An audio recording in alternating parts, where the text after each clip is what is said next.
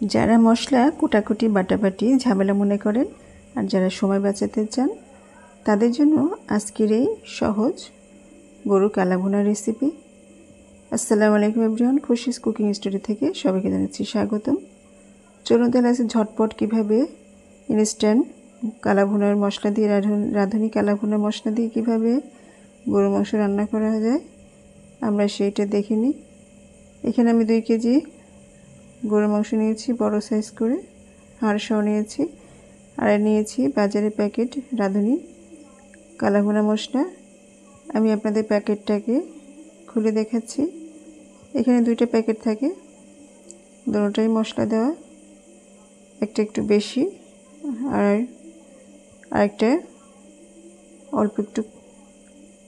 প্রথম মশলাটা আমি গরুর মাংসের সাথে মিশিয়ে নেব, আপনাদের খুলে দেখাচ্ছি। দেখুন, এই মশলাটা আমি প্রথমে মাংসের সাথে মিশিয়ে নেব। আর ছোট যে প্যাকেটটা, এটা মশলা আছে, এটা আমি রান্নার শেষের দিকে দিয়ে দেব। যাই হোক, এখন আমি রান্নায় চলে যাচ্ছি। এখানে আমি হাড়সহ বড় সাইজের মাংস নিয়েছি।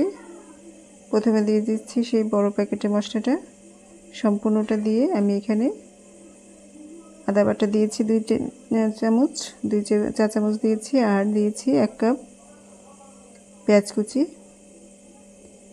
এরপর দিয়ে দিচ্ছি আমি সামান্য সয়া সস, দিয়ে দিচ্ছি টমেটো সস, আর এখানে দিয়েছি 1 কাপ পরিমাণ সরিষার তেল।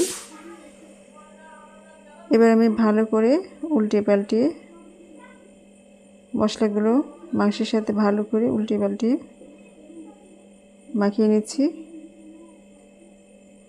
সমস্ত মশলা মাখানো হয়ে গেলে মাংসের ভিতরে আমি এখন সরাসরি রান্নায় চলে যাব। আমার মাখানো শেষ হয়ে গেছে, এখন আমি সরাসরি চুলায় বসিয়ে দিচ্ছি। প্রথমে আমি চুলায় হাই হিট দিয়ে কিছুক্ষণ জাল করে নেব ঢাকনা দিয়ে। কিছুক্ষণ জাল করার পরে এখন দেখুন মাংসের থেকে যে অনেক পানি বের হয়েছে। আমি এখন এই পানিটা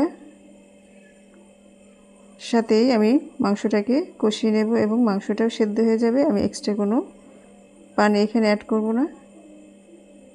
আমি ঢাকনা দিয়ে মাংসটাকে জাল করব আর অল্প অল্প করে নেড়ে ছেড়ে দেব।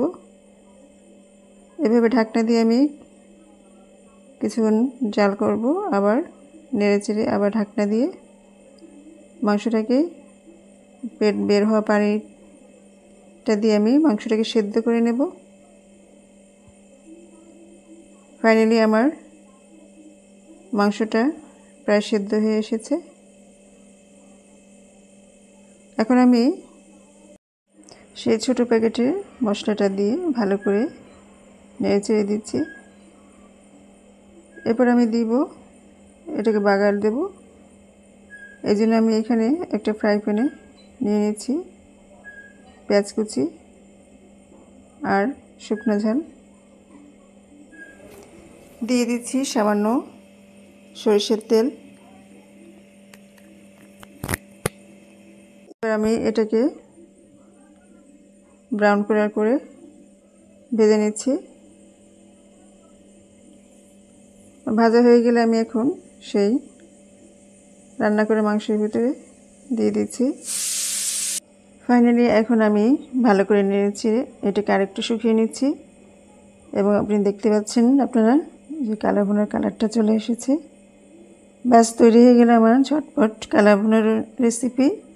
আপনারা চাইলে এটা খাসির মাংস দিয়ে করতে পারেন।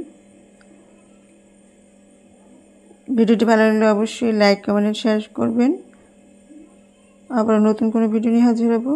সবাইকে ঈদের শুভেচ্ছা জানিয়ে আজকের মতো বিদায় নিচ্ছি।